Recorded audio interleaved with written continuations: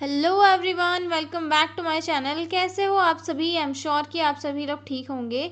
तो चलिए हम लोग आज का वीडियो स्टार्ट करते हैं। इस वीडियो में आज हम लोग जो है एक प्रीवियस ईयर का क्वेश्चन जो कि सिलेबस के लिए भी काफ़ी इंपॉर्टेंट है और साथ ही साथ जो कॉम्पिटिटिव एग्जाम्स होते हैं उनमें भी पूछा जाता है, हम वो क्वेश्चन वासा प्रीविया इसे डिस्कस करेंगे बहुत ही सिंपल और ईजी लैंग्वेज में। ठीक है, समझेंगे कि वासा प्रीविया क्या होता है, क्या क्या इसके कॉजेज़ हो सकते हैं और क्या क्या क्लिनिकल मैनिफेस्टेशंस होते हैं, डायग्नोस्टिक इवोल्यूशंस क्या किए जाते हैं, साइन एंड सिम्टम्स और मतलब सारी चीज़ें जो है इसके मैनेजमेंट से रिलेटेड हम लोग इस वीडियो में डिस्कस करेंगे।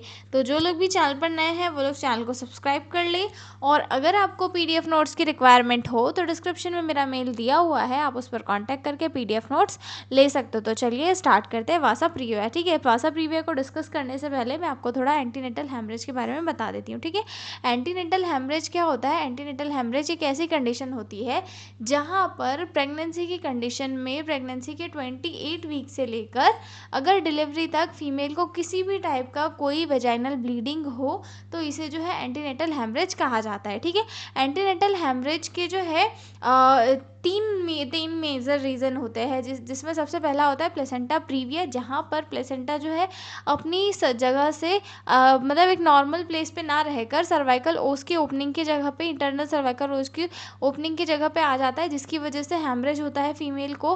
ठीक है, और दूसरा आता है प्लेसेंटल एब्रप्शन, उसके बाद तीसरा आता है वासा प्रीविया। ठीक है, तो ये तीन जो है मेन टाइप है एंटीनेटल हैमरेज के, जो काफ़ी सीरियस होते हैं और एक जो है लाइफ थ्रेटनिंग कंडीशन को कॉज कर देते हैं। ठीक है, तो हमने जो है प्लेसेंटा प्रीविया को प्रीवियस वीडियो में डिस्कस कर लिया था। अगर आपने नहीं देखा होगा तो आप लोग चैनल के जो है चैनल के इसमें जाकर देख सकते हैं। ठीक है, अब हम डिस्कस करेंगे वासा प्रीविया। ठीक है, वासा प्रीविया बेसिकली होता क्या है? तो नॉर्मल कंडीशन में क्या होता है, बेबी की ब्लड वेसल्स जो होती है, जो प्लेसेंटा से बेबी तक जुड़ी हुई होती है, वो अम्बिलिकल कॉर्ड के अंदर जो है प्रोटेक्ट रहती है। लेकिन वासा प्रीविया में कुछ ब्लड वेसल्स जो है सर्विक्स की ओपनिंग, ठीक है, यानी कि इंटरनल सर्वाइकल जो ओस होती है उसके ऊपर से या फिर बहुत पास से फीटल मेम्ब्रेन के अंदर से गुजरती है। ठीक है, तो उन्हें जो है अम्बिलिकल कॉर्ड भी प्रोटेक्ट नहीं करती या फिर प्लेसेंटा भी प्रोटेक्ट नहीं करता। तो इस कंडीशन में क्या होता है, जब लेबर स्टार्ट हो जाता है तो मेम्ब्रेन जो है वाटर बैग, जब मेम्ब्रेन या फिर वाटर बैग, जो हमारी मेम्ब्रेन होती है ना, जो वो जिसे वाटर बैग कहा जाता है, जब वो रप्चर होता है तो उसके साथ कई बार जो है ब्लड वेसल्स भी रप्चर होने के चांसेस रहते हैं, जिसके कारण बेबी का बहुत ज़्यादा ब्लड लॉस हो जाता है और ये जो है एक ऑब्स्टेट्रिक इमरजेंसी की कंडीशन होती है। ठीक है, मैं आपको इमेज के थ्रू बताती हूँ। जैसे कि ये क्या है, ये अम्बिलिकल कॉर्ड है। ठीक है, और ये जो है एक इसमें अम्बिलिकल कॉर्ड है जिसके अंदर जो है ब्लड वेसल्स प्रोटेक्टेड है। ठीक है, लेकिन कुछ रीज़न के कारण ये जो है क्या है, वाटर बैग है। ठीक है, ये वाटर बैग है, ये मेम्ब्रेन है। ठीक है, कुछ रीज़न के कारण इसमें से जो है ब्लड वेसल्स निकल कर ये जो ओपनिंग है इंटरनल सर्वाइकल ओस यहाँ पर आ जाती है और मेम्ब्रेन के बहुत पास से गुजरती है। तो जब डिलीवरी होगी बच्चे की, तो बच्चे की डिलीवरी के टाइम क्या होगा, ये जो मेम्ब्रेन है ये रप्चर होगी बच्चे की डिलीवरी के टाइम पे, और जब मेम्ब्रेन रप्चर होगी तो उसके कारण क्या होगा, ये जो ब्लड वेसल्स है इनके रप्चर होने के भी चांसेस होते हैं और इनके रप्चर होने से बच्चे का ब्लड लॉस जो है बहुत ज़्यादा हो सकता है। इसी कंडीशन को क्या कहते हैं, वासा प्रीविया कहते हैं। ठीक है, इंट्रोडक्शन पढ़ते हैं अब हम लोग। Vasa previa is a rare but serious obstetric condition in which fetal blood vessel pass across और near the internal cervical os. ठीक है, वासा प्रीविया क्या है, एक रेयर बट बहुत ही सीरियस ऑब्स्टेटिकल कंडीशन है जहाँ पर जो फीटल की ब्लड वेसल्स होती है वो इंटरनल सर्वाइकल के ओस के एकदम पास से क्रॉस होती है।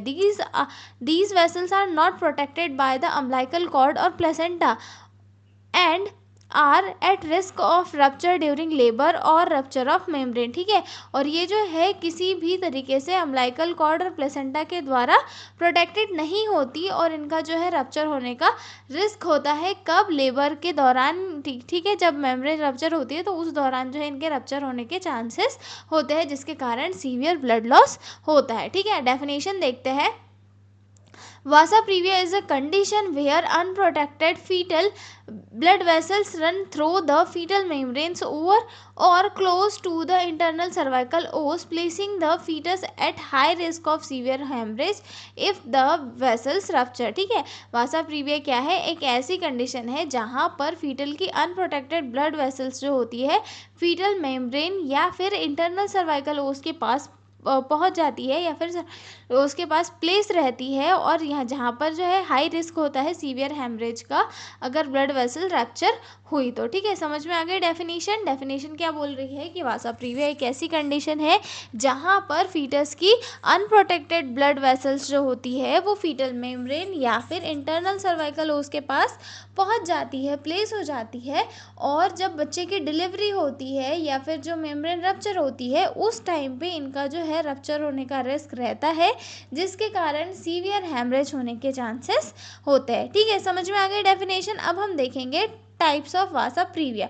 इसके जो है दो टाइप्स होते हैं, एक होता है टाइप 1 वासा प्रीविया और दूसरा होता है टाइप 2 वासा प्रीविया. ठीक है, type 1 vasa previa associated with velamentous insertion of umbilical cord, fetal vessels travel through the membrane before reaching the placenta. ठीक है, पहला वाला क्या होता है, वेलामेटस कॉर्ड इंसर्शन के साथ होता है. वेलामेटस कॉर्ड इंसर्शन क्या होता है, नॉर्मल कंडीशन में क्या होता है, अम्बिलिकल कॉर्ड प्लेसेंटा के सेंटर में अटैच होता है, मतलब कि प्लेसेंटा का जो सेंटर वाला पार्ट होता है वहाँ से अटैच होता है अम्बिलिकल कॉर्ड. लेकिन वेलामेटस इंसर्शन में क्या होता है, कॉर्ड प्लेसेंटा के बाहर मेम्ब्रेन में अटैच हो जाता है. इस वजह से फीटल ब्लड वेसल्स जो है मेम्ब्रेन के अंदर एक्सपोज्ड होकर ट्रेवल करती रहती है. ठीक है, और अगर ये वेसल सर्विक्स के ऊपर आ जाए तो वासा प्रीविया हो जाता है. ठीक है, उसके बाद देखेंगे हम लोग टाइप 2 वासा प्रीविया. ठीक है, टाइप 2 वासा प्रीविया क्या होता है, टाइप 2 वासा प्रीविया या फिर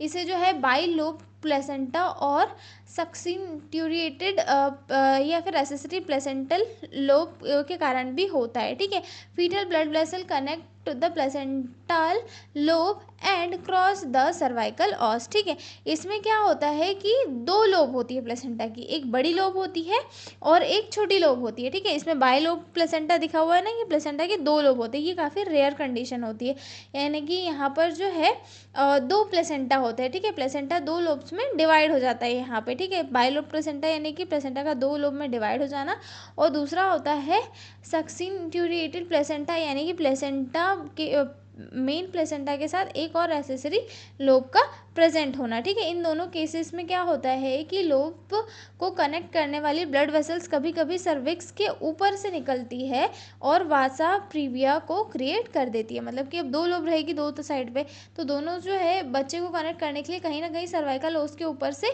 आ जाएगी. अब सर्वाइकल ओस के ऊपर आएगी तो वासा प्रीविया की कंडीशन जो है यहाँ पर कॉज हो जाएगी. ठीक है, समझ में आ गया. अब हम देखेंगे इसमें एटियोलॉजी की कौन कौन से रीज़न है जिसकी वजह से वासा प्रीविया कॉज होता है. ठीक है, तो इसमें सबसे पहला आता है वेलामेटस कॉर्ड इंसर्शन और जो है बाइलोब प्लेसेंटा और सक्सिन्ट्यूरेटेड प्लेसेंटा. ठीक है, ये तीनों क्या है, प्लेसेंटल एबनॉर्मलिटीज़ होती है जिसके कारण वासा प्रीविया जो है मेजरली कॉज होता है. ठीक है, वेलामेटस कॉर्ड इंसर्शन जो है एक मोस्ट कॉमन रिस्क फैक्टर होता है कि इसके कारण जो है वासा प्रीविया कॉज होता है. ओके, उसके बाद आता है प्लेसेंटा प्रीविया और लो लेइंग प्लेसेंटा. ठीक है, प्लेसेंटा प्रीविया के कारण भी कई बार जो है वासा प्रीविया जैसी कंडीशन कॉज होती है. ठीक है, उसके बाद मल्टीपल प्रेगनेंसीज के कारण हो सकता है, pregnancy conceived bye assisted reproductive techniques जैसे कि IVF वगैरह के कारण हो सकता है, क्योंकि इसमें जो है कंसीव प्रेगनेंसी में रिस्क ज़्यादा होता है इस कंडीशन में, तो इसीलिए ऐसी डिसीजेस होने के चांसेस यहाँ पर ज़्यादा रहते हैं. उसके बाद सिजेरियन सेक्शन के बाद में भी अगर किसी फीमेल का सिजेरियन सेक्शन के थ्रू डिलीवरी हुआ है इसके पहले वाले प्रेगनेंसी में, तो उसके कारण भी जो है उसे वासा प्रीविया जैसी कंडीशन कॉज होने के चांसेस रहते हैं. ठीक है, अब हम देखेंगे इसके क्लिनिकल फीचर की कौन कौन से क्लिनिकल फीचर हमें देखने के लिए मिलते हैं. ठीक है, तो सबसे पहले इसमें दो टाइप के क्लिनिकल फीचर देखने के लिए मिलते हैं. पहला तो आता है बिफोर रप्चर ऑफ मेम्ब्रेन और दूसरा होता है रप्चर ऑफ मेम्ब्रेन, यानी कि जो मेम्ब्रेन है उनके रप्चर होने के पहले अलग देखने के लिए मिलते हैं और रप्चर होने के बाद दूसरे देखने के लिए मिलते हैं, यानी कि लेबर से पहले और लेबर के बाद, ठीक है। यूजुअली असिम्प्टोमेटिक जो है रप्चर होने से पहले यूजुअली इसमें कोई सिम्टम्स नहीं होते, diagnosed on routine antenatal ultrasound, और इसे जो है एक रूटीन एंटीनेटल अल्ट्रासाउंड के थ्रू जो है इसे डायग्नोस किया जाता है, ठीक है। और उसके बाद मेम्ब्रेन के रप्चर होने के बाद, यानी कि जैसे ही लेबर होता है, डिलीवरी होती है, तो उसके बाद में क्या होता है, सडन पेनलेस वेजाइनल ब्लीडिंग होने लगती है, ठीक है। अचानक से ब्लीडिंग जो है स्टार्ट हो जाती है फीमेल को, ठीक है। फीटल डिस्ट्रेस में जा सकता है क्योंकि ब्लड वेसल्स रप्चर हो जाती है, जिसकी वजह से बच्चे को डिस्ट्रेस हो सकता है। अब नॉर्मल फीटल हार्ट रेट देखने के लिए मिलती है, ठीक है। रैपिड फीटल ब्लड लॉस देखने के लिए मिलता है, ठीक है। मतलब कि बेबी का जो ब्लड है वो बहुत ज़्यादा जल्दी निकल सकता है, ठीक है। कुछ कंडीशन में अगर ट्रीट नहीं किया गया इमीडिएटली तो बच्चे की यहाँ पर जो है डेथ भी हो सकती है, ठीक है। इसके साइन एंड सिम्टम्स हो गए। अब हम देखते हैं डायग्नोस्टिक इवोल्यूशन के कौन कौन से डायग्नोस्टिक इवोल्यूशन इसमें करने क्या होते हैं। तो इसमें सबसे पहला तो होता है ट्रांसवेजाइनल अल्ट्रासाउंड विथ कलर ड्रॉपलर, ठीक है। इसमें जो है ट्रांसवेजाइनल अल्ट्रासाउंड ये जो है गोल्डन स्टैंडर्ड का टेस्ट होता है, जिसमें कि ये पता चल जाता है कि ये जो फीटल ब्लड वेसल्स है वो किस इसमें है, सर्विक्स के ऊपर है या फिर नहीं, इसमें सारी चीज़ें जो है पता चल जाती है। अगर है तो सिजेरियन सेक्शन करके बेबी को इजीली बाहर निकाल लिया जाता है, ठीक है। उसके बाद हम आते हैं antenatal screening and high risk pregnancies, ठीक है। यानी कि एंटीनेटल जो स्क्रीनिंग वगैरह होती है, इसमें भी समझ में आ जाता है कि भाई वासा प्रीवियस जैसे कोई कंडीशन है या नहीं, ठीक है। फीटल हार्ट रेट मॉनिटरिंग भी इसमें की जाती है, ठीक है। उसके बाद फिजिकल एग्जामिनेशन और हिस्ट्री कलेक्शन वगैरह भी इसके अंदर किया जाता है, ठीक है। अब हम देखेंगे इसमें जो है मैनेजमेंट क्या किया जाता है। तो इसके मैनेजमेंट में सबसे पहले जो है एंटीनेटल मैनेजमेंट किया जाता है, मतलब जब बच्चा जो है मदर की वूम में रहता है तो उस दौरान क्या क्या मैनेजमेंट इसमें किया जाता है। तो सबसे पहले जो है रेगुलर अल्ट्रासाउंड मॉनिटरिंग की जाती है, ठीक है, कि बेबी और वेसल्स की पोजीशन को मॉनिटर करते रहे, ठीक है। उसके बाद hospitalisation selected high risk cases, मतलब कि अगर कोई हाई रिस्क केस है तो उन्हें 30 से 32 वीक के बाद जो है एडमिट कर लिया जाता है, ठीक है। Administration of corticosteroid to promote fetal lung maturity, ठीक है। कॉर्टिकोस्टेरॉइड्स दिए जाते हैं फीमेल को ताकि जो है फीटस के जो लंग्स है वो मैच्योर हो सके, ओके। अब हम देखेंगे डिलीवरी की जाती है, इसमें जो है इसमें चांसेस होते हैं कि सिजेरियन सेक्शन जो है बच्चे का करा सकते हैं, क्योंकि जो है अगर लेबर हुआ तो लेबर के दौरान क्या होगा, ब्लड वेसल्स जो है रप्चर होगी और बच्चे की डेथ होने के चांसेस भी यहाँ पर हो सकते हैं, ब्लड लॉस होने के चांसेस हो सकते हैं। इसलिए यहाँ पर रिस्क ना लेकर जो है सिजेरियन सेक्शन का जो है चॉइस अपनाया जाता है, ठीक है। Usually plan at 34 to 37 week before the onset of rupture of membrane, ठीक है। और ये जो है कब प्लान किया जाता है, 34 से 37 वीक के अंदर इसे प्लान कर दिया जाता है। मतलब जो मेम्ब्रेन होती है, मेम्ब्रेन के रप्चर होने के पहले पहले जो इसे प्लान करके परफॉर्म कर लिया जाता है। साथ ही कॉर्टिकोस्टेरॉइड दिए जाते हैं ताकि बच्चे के जो लंग्स है वो सही तरीके से डेवलप हो सके, ठीक है। उसके बाद इसमें कुछ कॉम्प्लिकेशन भी देखने के लिए मिलता है, जैसे कि फीटल हेमरेज देखने के लिए मिलता है, सीवियर फीटल एनीमिया देखने के लिए मिल सकता है, मतलब ब्लड लॉस हो जाता है तो जिसकी वजह से क्या हो सकता है, एनीमिया हो सकता है, हाइपोक्सिया हो सकता है, शॉक हो सकता है, स्टिल बर्थ या फिर नियोनेटल डेथ भी हो सकती है। यूजुअली मैटरनल में तो है कोई भी कॉम्प्लिकेशन नहीं होते, मिनिमल होते हैं, और एंजाइटी होता है और इमरजेंसी ऑपरेटिव के चांसेस होते हैं, जिसकी वजह से फीमेल जो है स्ट्रेस में आ सकती है, एंजाइटिक हो सकती है, ठीक है।